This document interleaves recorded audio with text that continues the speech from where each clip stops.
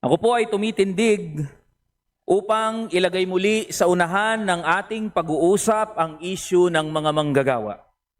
Bago po ako magpatuloy, hayaan niyong batiin ko muna kayong lahat ng Happy New Year. Taon lang ho ang nagbago, pero lumang problema pa rin ang hinaharap ng mga manggagawa at ordinaryong Pilipino. Ang partikular na paksa na aking tatalakayin ngayon, Mr. Speaker, ay pumapatungkol po sa usapin ng labor inspection.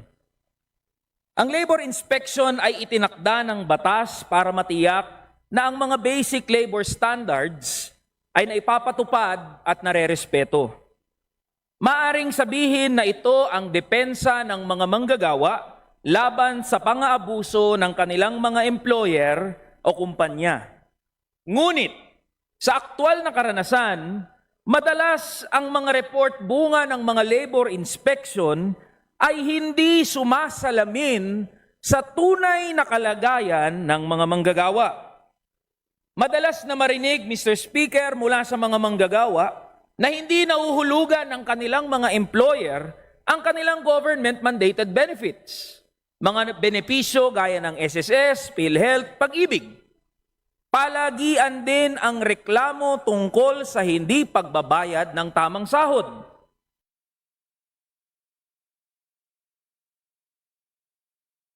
Gawang iligal na tinanggal sa trabaho at tungkol sa hindi makatao at makatarungang kondisyon sa lugar kung saan sila nagtatrabaho.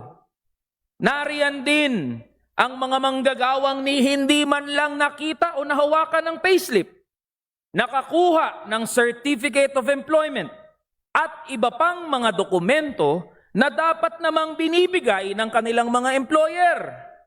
Sa dalas na marinig ang mga problemang ito, hindi ba tayo nababahala na ito ay tinatanggap na bilang isang normal na bagay?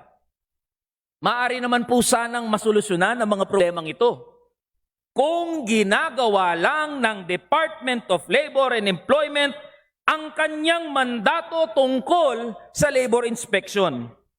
Sa usapin ng labor violation at pang-araw-araw na pamamalakad ng kumpanya, klaro sa manggagawa na hindi pantay ang laban.